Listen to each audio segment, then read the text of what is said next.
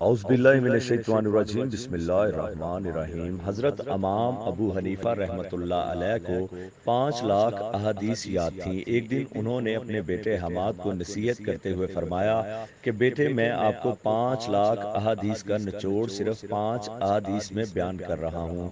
Number 1، نبی کریم صلی اللہ علیہ وآلہ وسلم نے فرمایا، اعمال کا دار و مدار نیتوں پر ہے، اور انسان کے لیے وہی ہے جس کی اس نے نیت کی ہو۔ نمبر 2، نبی کریم صلی اللہ علیہ وآلہ وسلم نے فرمایا، انسان کے اسلام کی خوبی یہ ہے کہ لا یعنی فضول چیزوں کو ترک کر دے۔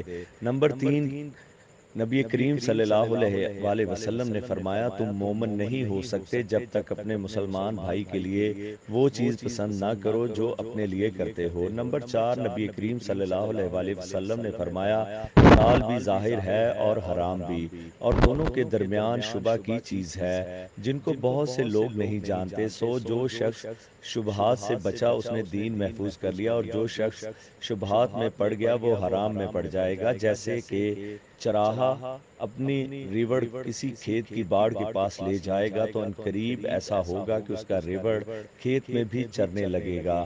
بلا شبہ ہر بادشاہ نے اپنی باڑ لگا دی ہے، اور اللہ کی باڑ حرام کردہ اشیاء ہیں۔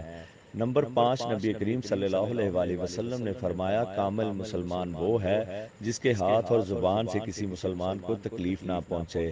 یہ 5 احادیث سنانے کے بعد فرماتے ہیں، بیٹا، ان 5 احادیث کو آئینے کی طرح رکھنا اور اپنے اعمال کا ان 5 احادیث پر محاسبہ کرتے رہنا۔ یہ 5 احادیث ان 5 لاکھ احادیث کا نچوڑ ہے جو مجھے یاد ہیں۔ از مجموعہ امام وصایا امام اعظم رحمۃ اللہ، اللہ تعالیٰ ان احادیث کو ہمارے قلوب پر ثبت فرما کر ہمیشہ ان پر عمل کرنا ہمارا مقدر کر دے، آمین۔